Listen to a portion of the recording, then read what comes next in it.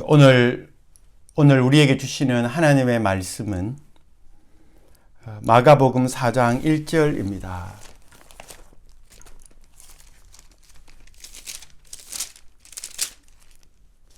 신약성경 57면에 있습니다. 마가복음 4장 1절에서 4절까지 먼저 교독하고 그 다음 10장으로 넘어가겠습니다. 마가복음 4장 1절에서 4절까지입니다. 예수께서 다시 바닷가에서 가르치시니 큰 무리가 모여들거늘 예수께서 바다에 떠있는 배에 올라 앉으시고 온 무리는 바닷가의 육지에 있더라.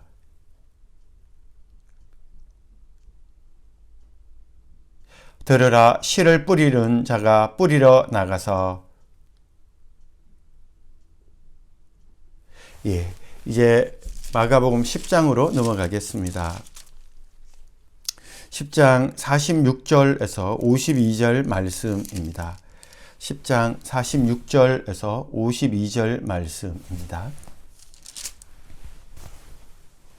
이번에는 다 한 목소리로 봉독하겠습니다.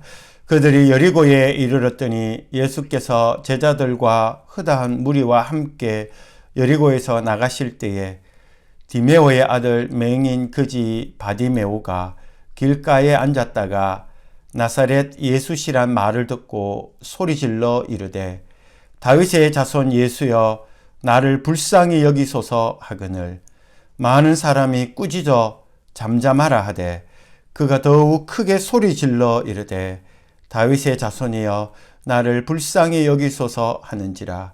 예수께서 머물러 서서 그를 부르라 하시니 그들이 그 맹인을 부르며 이르되 안심하고 일어나라. 그가 너를 부르신다 하매 맹인이 겉옷을 내버리고 뛰어 일어나 예수께 나아오거늘 예수께서 말씀하여 이르시되 내게 무엇을 하여 주기를 원하느냐. 맹인이 이르되 선생님이여 보기를 원하나이다. 예수께서 이르시되 가라 내 믿음이 너를 구원하였느니라 하시니 그가 곧 보게 되어 예수를 길에서 따르니라. 아멘. 우리 다 함께 기도드리겠습니다. 하나님 아버지,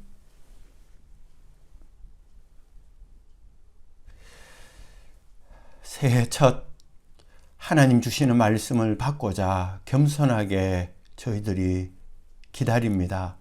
주님, 저와 모든 성도들에게 주의 뜻을 밝히 드러내 보여 주시옵소서. 우리 주 예수님 이름으로 기도하옵나이다. 아멘.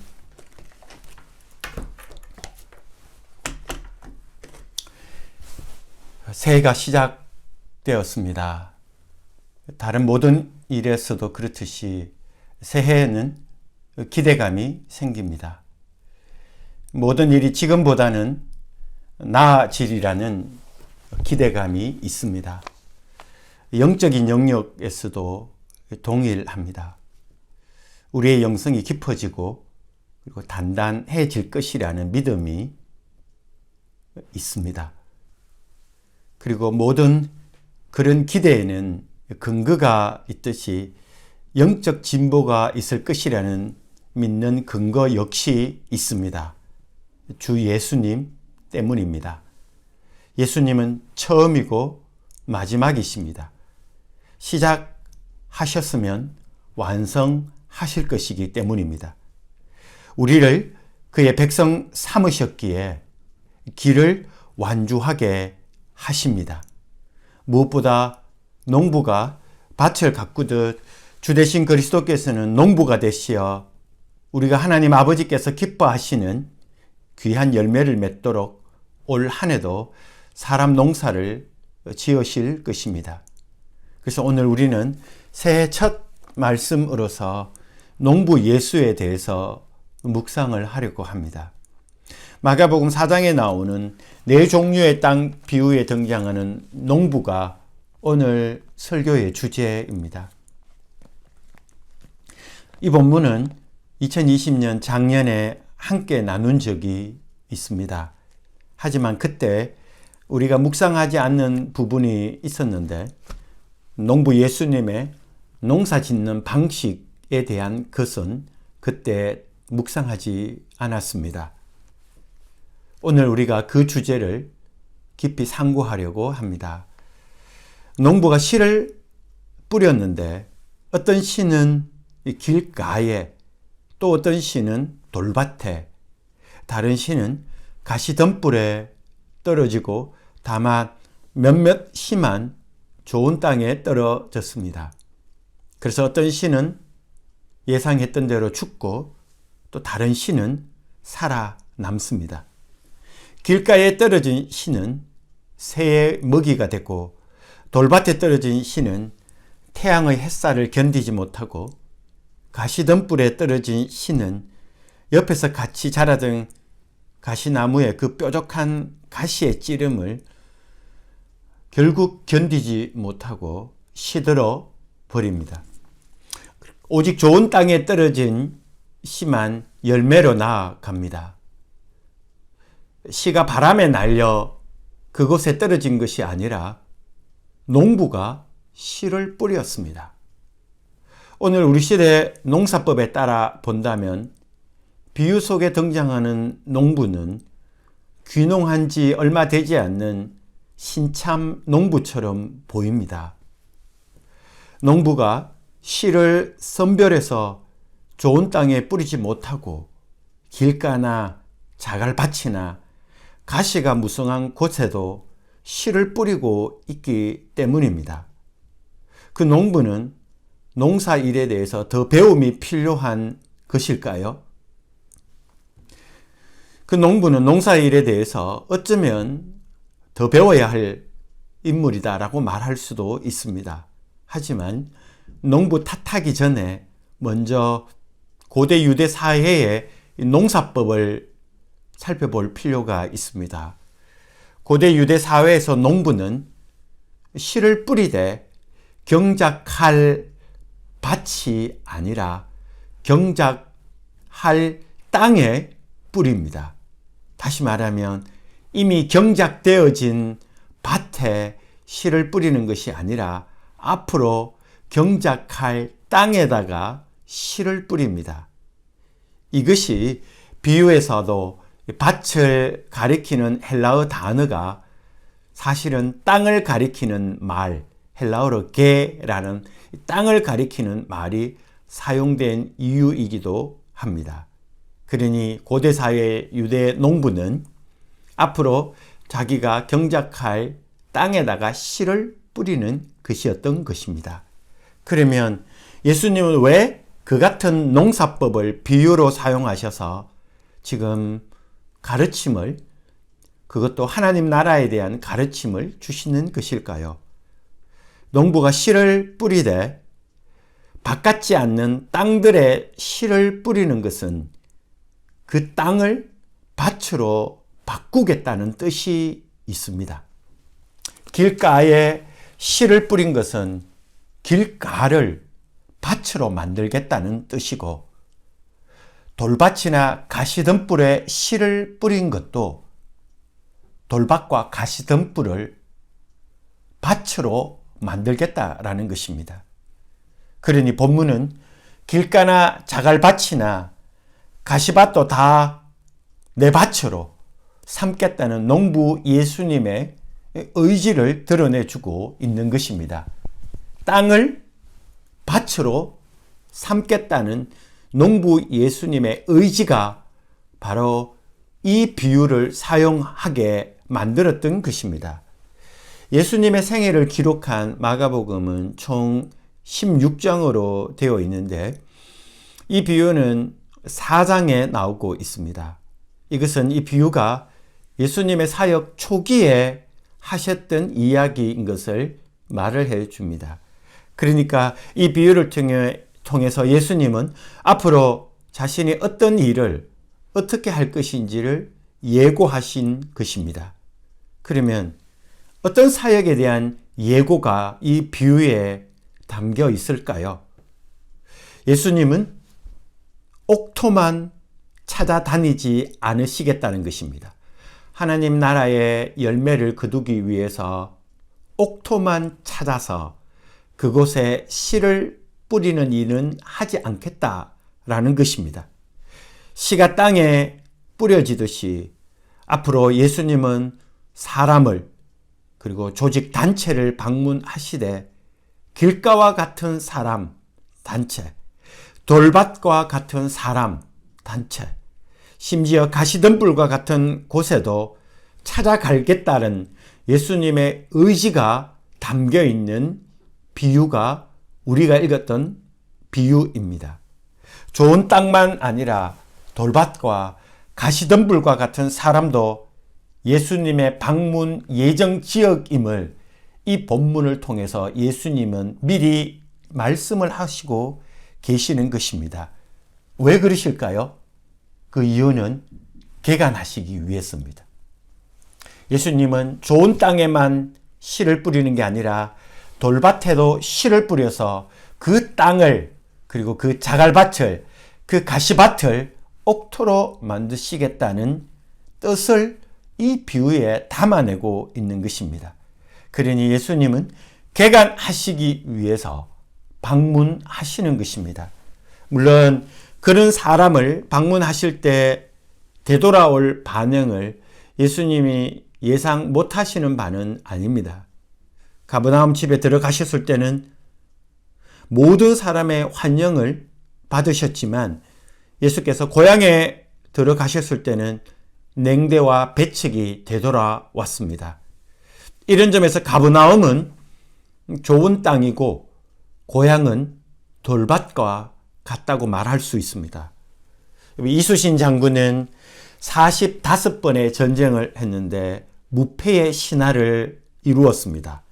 그 이유는 이수신 장군은 이길 수 있는 싸움은 했다라고 알려집니다. 하지만 예수님은 아닌 것 같습니다. 현실 속의 예수님은 풍성한 결실을 예측할 수 있는 좋은 땅, 좋은 사람에게만 가시지 않으시고 돌밭과 같은 고향에도 가셨습니다. 그리고 심지어 씨도 먹히지 않는 대제사장과 서기관들 방문하시고 그들의 조직이 있는 예루살렘에도 가셨습니다. 결국 예수님은 그곳에 가셔서 씨가 말라버립니다. 십자가에서 죽으신 것입니다. 이것이 하나님 나라 이상한 농사 방식입니다. 예수님은 왜 그런 농사를 지으실까요?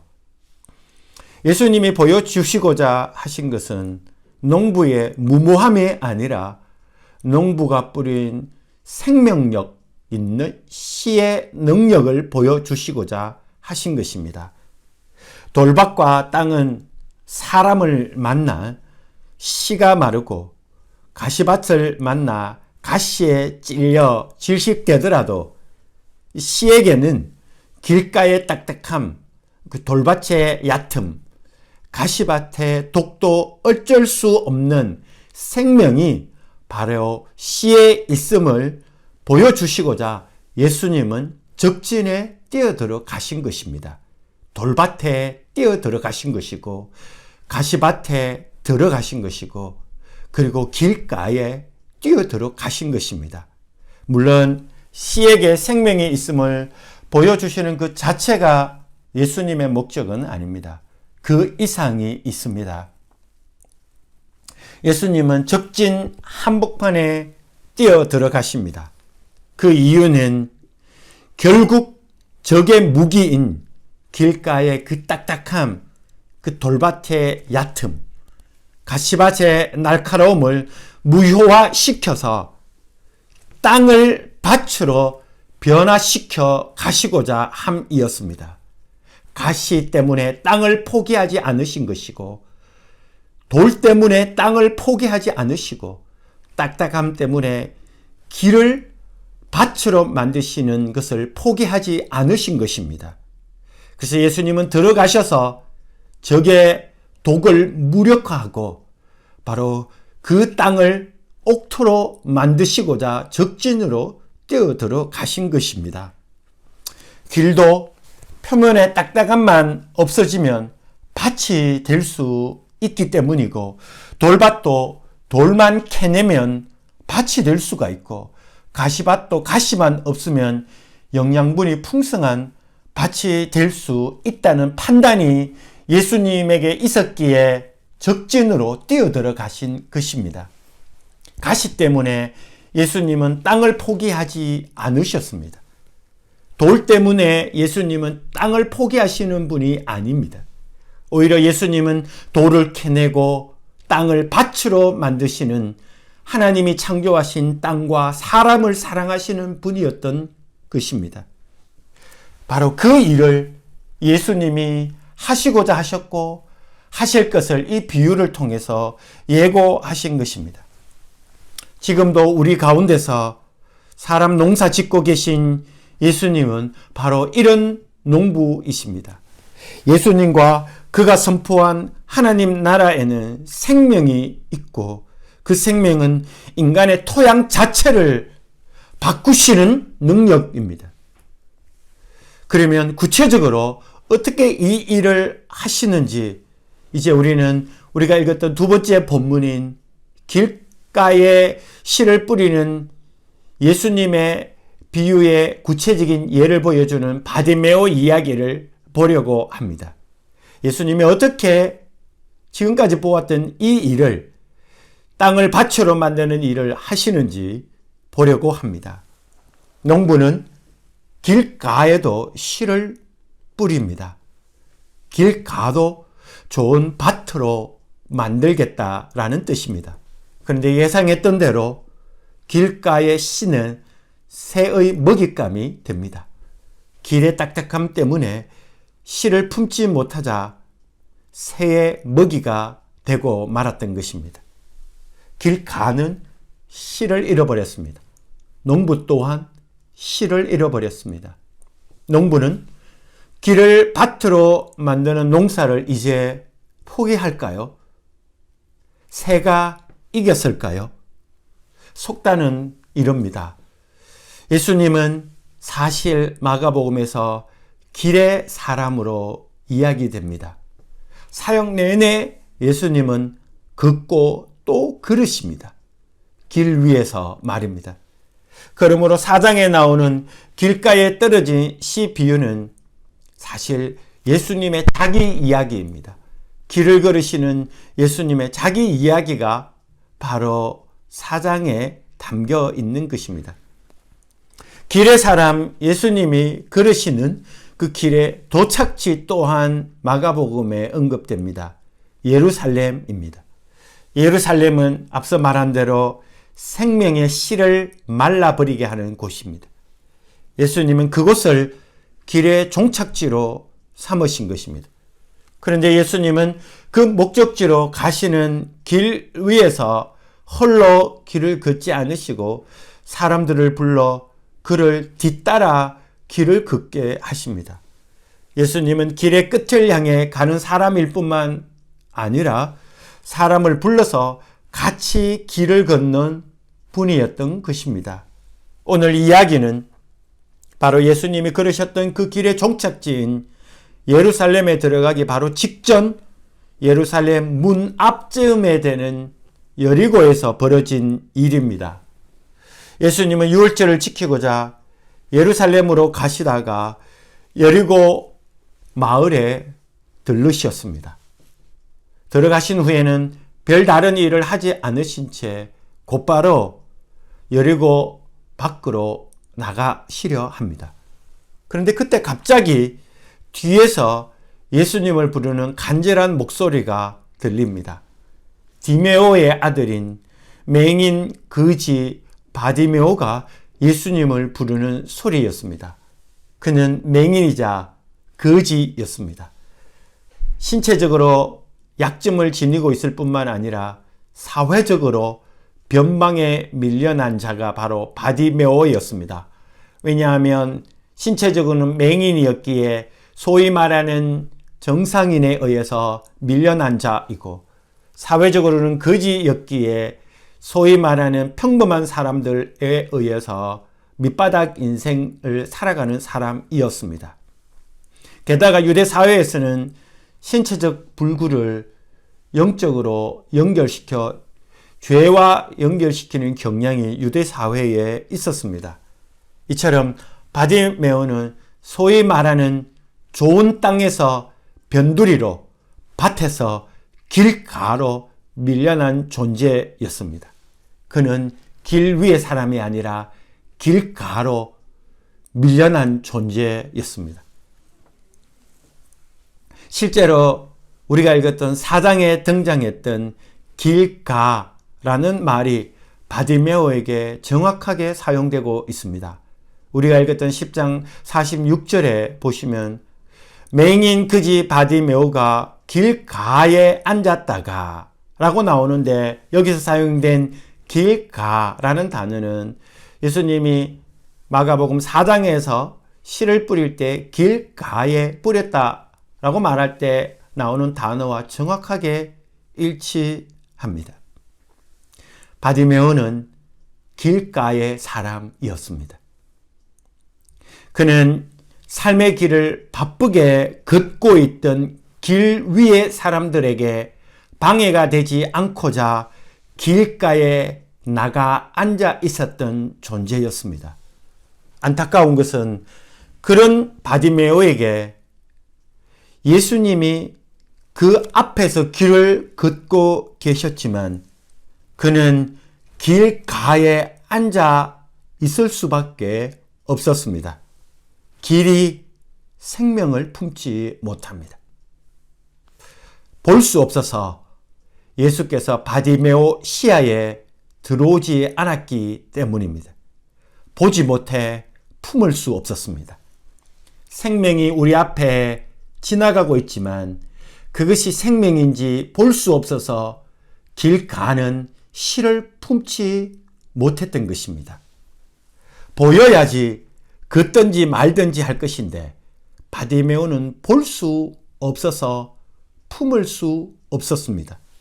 이렇게 길과 생명의 씨는 길이 엇갈렸습니다. 그런 그였지만 바디메오에게 모든 가능성이 차단된 것은 아닙니다. 그는 나사렛 예수가 지나간다는 말을 듣습니다.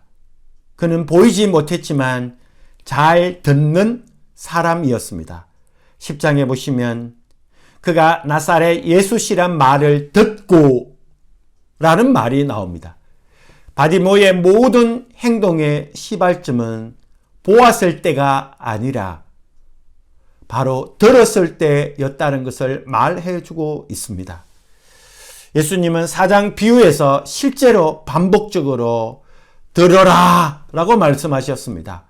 4장 3절에도 들어라, 4장 9절에도 들을 귀 있는 자는 들으라 라고 말씀하셨습니다. 마가복음에서 예수님을 만나서 새로운 삶의 길을 걷는 여러 인물들의 공통적인 특징은 모두가 다 잘 듣는 사람이었습니다. 혈루증 앓던 여인이 그러했는데 5장 27절에 따르면 예수의 소문을 듣고 무리 가운데 끼어 뒤로 와서, 또한 수로보니게 여인도 잘 듣는 여인이었습니다. 7장 25절에 이에 더러운 귀신 들린 어린 딸을 둔 한 여자가 예수의 소문을 듣고 곧 와서, 흥미롭게도 잘 들었던 사람은 바디메오 외에는 2명 모두 여인이었다는 점도 눈여겨볼 만합니다. 바디메오 역시 잘 듣는 사람이었습니다. 보지는 못했지만 귀가 열려 있었기에 그에게 새로운 삶이 시작될 여지가 있었던 것입니다. 그런데 바디메오가 예수님에 관해 듣고 뒤에서 예수를 불렀는데도 예수님은 멈추지 않습니다. 씨가 길가로 들어오지 않았던 것입니다. 길가가 씨를 품기는 쉽지 않습니다. 예수님이 왜 바디메오가 처음에 부를 때 그냥 앞만 보고 예루살렘으로 가던 길을 계속 가셨을까요? 본문을 자세히 읽어보시면 예수님 주위에 무리 혹은 많은 사람이 있었다고 46절과 48절에서 말하고 있습니다. 많은 무리들이 길 위에서 바디메오와 예수님 사이에 있었기에 바디메오의 외침이 앞서가던 예수님 귀에 전달되지 못했던 것입니다. 길가와 같은 바디메오의 장애는 처음에는 자신의 약점이었습니다. 그런데 갈수록 또 다른 약점이 생겼는데 외부적인 장애였습니다. 하지만 바디메오는 포기하지 않습니다. 다시 예수를 큰 소리로 부릅니다. 그런 약함, 신체적인 약함 탓하지 아니하고 그리고 그대로 만족하며 살지 않습니다. 중심부 밭에서 길가로 밀려난 자의 도전적인 삶이 시작되어진 것입니다. 딱딱한 길가가 균열이 생기고 틈이 생기기 시작한 것입니다. 본문은 길가에 틈을 만든 원인이 있다고 말합니다. 바로 예수에 대한 들음이었습니다. 듣자 틈이 생기기 시작했습니다. 자기 소리만 아니라 예수에 대한 소리를 듣자 그 딱딱한 심정에 마음에 균열이 가기 시작한 것입니다. 잘 들을 때 길가에 균열이 오기 시작합니다. 바로 다윗의 자손 예수를 듣는 일이 딱딱한 길바닥에 틈이 생기도록 한 것입니다. 두 번째로 바디메오가 부르자 예수님은 이제 걸음을 멈추십니다. 그리고 바디메오를 예수님이 부르십니다. 예수님이 그를 부른다는 말을 들은 바디메오는 이제 겉옷을 내버리고 뛰어 일어나 예수님께로 나아갑니다. 예수님의 부름은 바디메오로 하여금 바디메오의 삶의 자리를 바꾸어 놓습니다. 길가에 앉았던 자가 길 위의 사람으로 바뀌기 시작합니다. 예수의 부름을 듣고 반응하자 그의 삶의 자리가 길가에서 길 위로 바뀐 것입니다. 그에게 찾아온 바디메오에게 예수님이 질문하십니다. 내가 무엇을 해주기를 원하느냐? 우리 자신에게 물어보십시다. 예수님에게 다가간 우리에게 예수님은 과연 내가 너에게 무엇을 해주기를 원하느냐? 라고 질문하고 계십니다. 예수님이 과연 우리에게 무엇을 해주기를 우리는 원하고 있습니까? 바디메오는 보기를 원하나이다 라고 답합니다. 기억하십시다. 바디메오는 눈뜨기를 원하나이다 라고 답한 것이 아닙니다. 보기를 원하나이다 라는 것이 바디메오의 답입니다. 바디메오가 원한 것은 1차적으로 세상을 보는 것일 것입니다. 하지만 그게 다가 아닙니다. 지금까지 바디메오는 예수님을 뒤에서 두 번이나 부르며 예수를 찾고 있었습니다. 그러기에 바디메오가 보기를 원하나이다 라고 했을 때 그의 마음 안에 보기를 원하는 대상은 바로 예수였습니다. 내가 예수를 보기를 원하나이다. 그러자 예수님은 바디메오에게 가라, 내 믿음이 너를 구원하였다 하십니다. 예수님은 바디메오에게는 예수님을 볼 만한 믿음이 있었다고 보신 것입니다. 그 말씀이 떨어지자마자 바디메오는 이제 예수님을 보는 눈이 열리기 시작합니다. 바디메오에게 예수님이 보이기 시작한 것이었습니다. 바디메오는 이제 그가 원하는 대로 예수님을 봅니다. 이제 어떻게 할까요? 세상만 아니라 예수도 보이기 시작한 바디메오는 그 다음 어떤 행동을 취할까요? 그가 한 것은 그가 곧 보게 되어 예수를 길에서 따르니라. 이게 바디메오 이야기의 마지막 10장 52절의 이야기입니다. 우리 다 같이 한번 읽어볼까요? 10장입니다. 10장 52절 예수께서 이르시되 가라, 내 믿음이 너를 구원하였느니라 하시니 그가 곧 보게 되어 예수를 길에서 따르니라. 바디메오는 길가에 앉았다가 길 위에 서 있다가 이제 길을 걷는 자로 바뀝니다. 길가에 있다가 길 위에 섰다가 길을 걷는 자로 바뀌었습니다. 예수님을 본 자는 예수와 함께 길을 걷는 자로 바뀌는 겁니다. 예수님이 사람 농사를 짓는 방식입니다. 길가로 나가 떨어져 있던 자를 길 위에 서서 길을 찾는 사람으로 만드셨다가 이제는 찾았을 때는 길을 걷는 사람으로 바꾸는 게 예수님이 땅을 밭으로 바꾸는 사람 농사 방식이었습니다.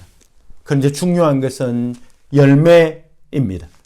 길가에 존재 바디메오는 이제 어떻게 열매를 맺을 수 있을까요? 길가가 어떻게 좋은 땅이 되어서 30배, 60배, 100배의 열매를 맺을 수 있을까요?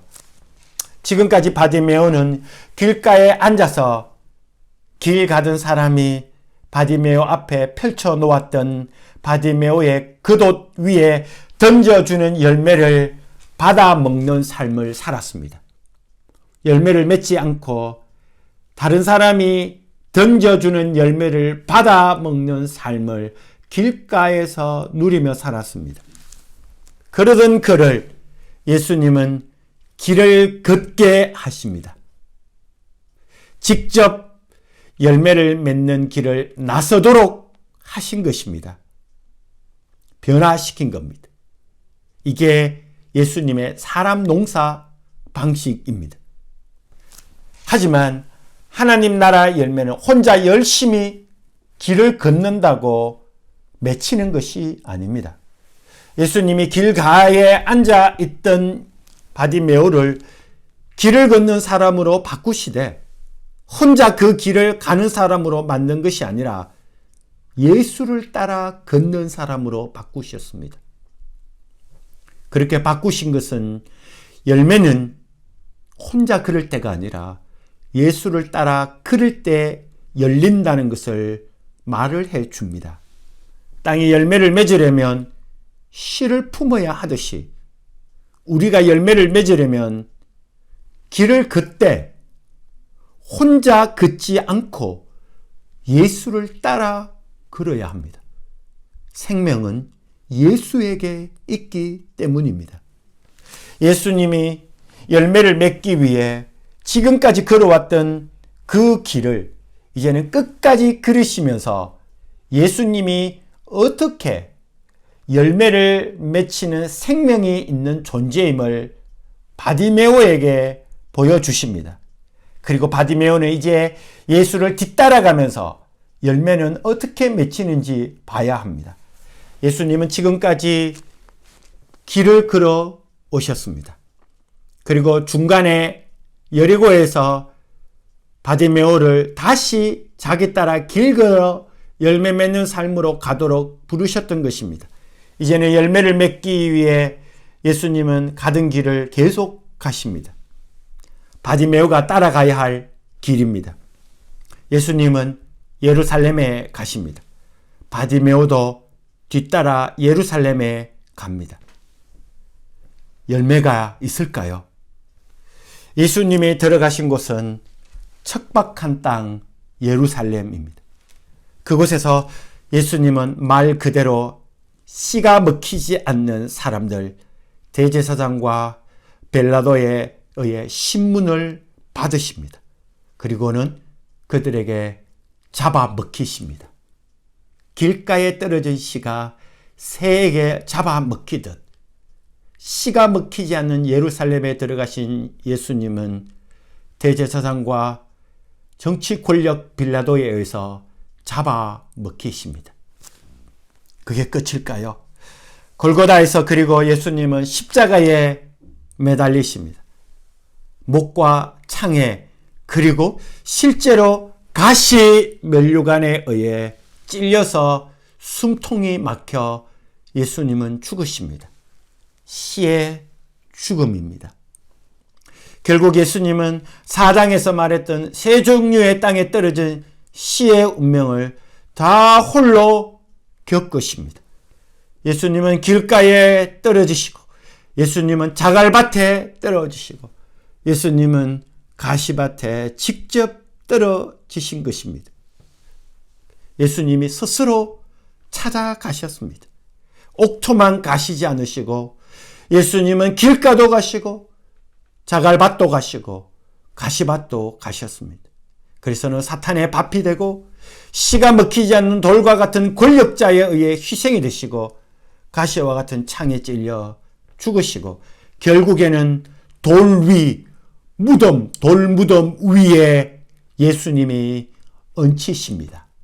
돌밭에 씨가 떨어지듯 예수님 역시 돌무덤 위에 얹혀 있습니다. 그곳에 삭이 돋을까요? 돌밭에도 생명의 씨가 옮틀 수 있을까요? 3일 후에 그 일이 일어납니다.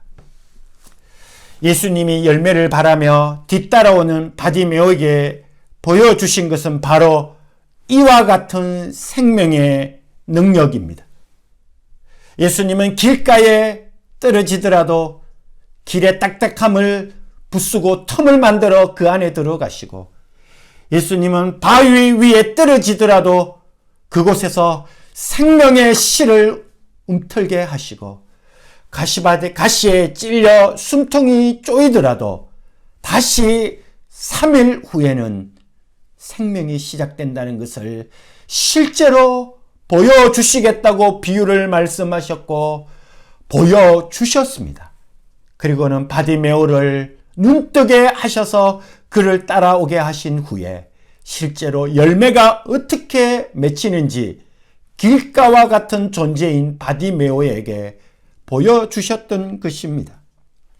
예수의 생명은 어떤 권력이나 인간의 악에 의해서도 죽지 않고 오히려 척박한 땅을 하나님 나라 생명이 꽃피는 곳으로 바꾸는 능력임을 드러내 보이신 것입니다. 뒤따라오는 바디메오에게 보여주셨습니다. 앉아있던 바디메오가 하나님 나라 열매를 맺기 위해 일어나 예수님을 따라 걸어야 할 길은 바로 그런 길이었습니다. 척박한 땅에서 좋은 땅으로 가는 것이 아니라 좋은 땅에서 척박한 땅으로 가서 그 척박한 땅도 옥토가 되는 그 길을 예수님은 가셨고, 바디메오 역시 열매를 맺기 위해서 예수를 따라 그 길을 가야 했던 것입니다.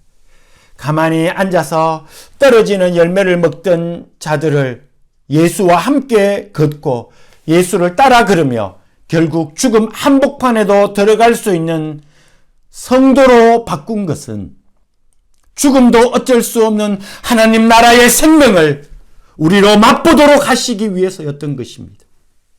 이것이 농부 예수님이 하시는 우리를 농사짓는 방식입니다. 우리에게도 3일 후를 내다보며 죽음의 길을 걷는 예수를 따르는 믿음이 있습니까? 그렇다면 예수 농사가 우리 안에 시작된 것입니다. 예수님이 짓는 농사는 우리로 생명의 씨인 예수를 품게 하는 것입니다. 열매는 예수님이 맺어 가십니다. 우리는 예수만 품으면 됩니다. 그리고 예수님이 걷는 길을 뒤따라 걷기만 하면 됩니다. 그러니 예루살렘으로 들어가시는 예수님을 따르는 바디메오는 생명의 씨를 품은 사람입니다. 말씀을 맺으려 합니다. 농부 예수님은 길에도 생명의 씨를 뿌립니다. 씨를 낭비하는 것이 아닙니다. 땅을 밭으로 만드시겠다는 뜻입니다. 그리고 직접 길가에 앉은 바디메오에게 찾아가십니다. 길가를 개간하시는 것입니다. 개간하시는 방법은 먼저 앉아있던 그를 걷는 사람으로 바꾸십니다. 바디메오는 예수를 만나기 전에는 그냥 앉아 떨어지는 열매를 주워 먹던 사람이었습니다. 그런데 예수를 듣자 그는 자신의 신체적 장애와 외부적 장애를 극복하고 예수를 보기를 원하는 사람으로 바뀌었습니다. 그런 그에게 예수님은 예수를 볼 수 있게 합니다. 바디메오는 잘 듣고 잘 보는 사람으로 변화되었던 것입니다. 그 결과 잘 걷는 사람이 되었습니다. 잘 걷는 사람이 가야 할 길은 바로 예수님 따라 예루살렘으로 들어가는 것입니다. 예수님이 하나님 나라의 열매를 맺는 방식은 척박한 땅에 들어가 그곳에서 딱딱함과 얕음과 가시의 날카로움의 독을 무력화시키고 그것도 어쩔 수 없는 그런 가시밭도 돌밭도 길가도 어쩔 수 없는 것이 하나님 나라의 생명임을 직접 보여주신 것입니다. 그래서 우리들에게 보여주셔서 우리 역시 척박한 이 현실에서 하나님 나라의 생명을 맛보고 그 열매를 거두도록 하신 것입니다. 예수를 품고 살아가도록 도전을 하시기 위함이었습니다. 사랑하는 하늘 깊은 생교회 성도님, 새해가 시작되었습니다. 농부 예수님은 우리에게 함께 걷자라고 길가에 앉아있던 우리에게 찾아오셨습니다. 우리 앞에 여러 고난과 척박한 현실이 있더라도 예수님은 나만 믿고 따라오라 하십니다. 어떻게 할 것일까요? 성도님들은 어떻게 하시렵니까? 저는 예수를 따라가려고 합니다. 가야 할 곳이 길가이고 돌밭이고 가시밭이라도 예수님은 그 척박한 현실 한복판에서 하나님 나라의 생명력을 맛보게 하실 능력의 주님이시기 때문입니다. 기도하시겠습니다. 성도님 함께 기도 드리십시다. 2021년 새해가 시작되었습니다.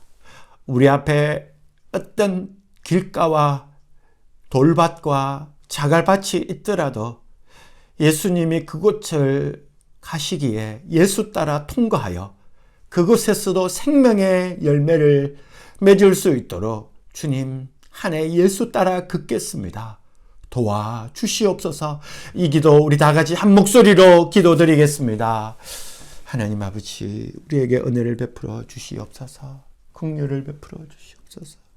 우리로 이 어려운 길을 하나님 아버지 돌밭을 찾아가시고 하나님 아버지 길가를 찾아가시고 하나님 그리고 또한 가시밭을 찾아가셔서 그것을 옥토로 만드신 우리 예수님을 따라 우리가 걷겠습니다.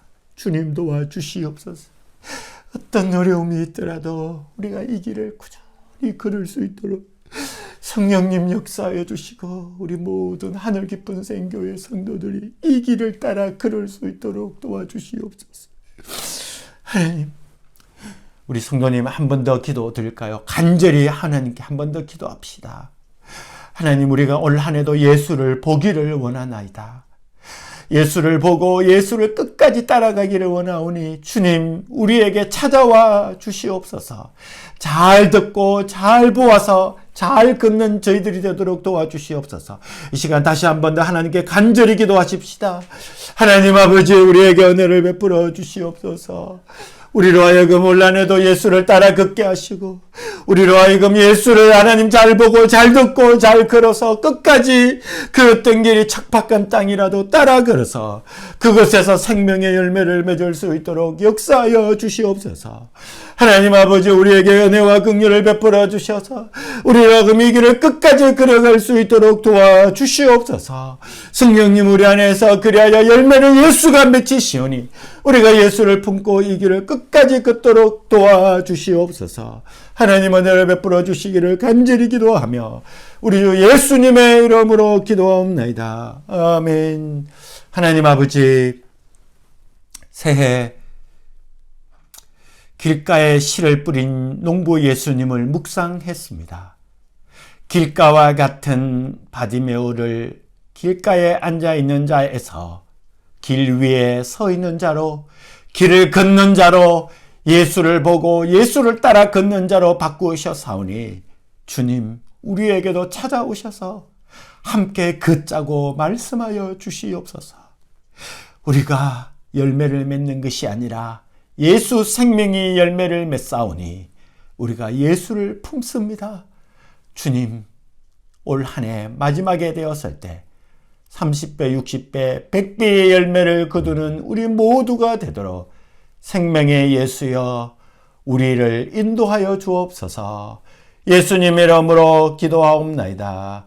아멘.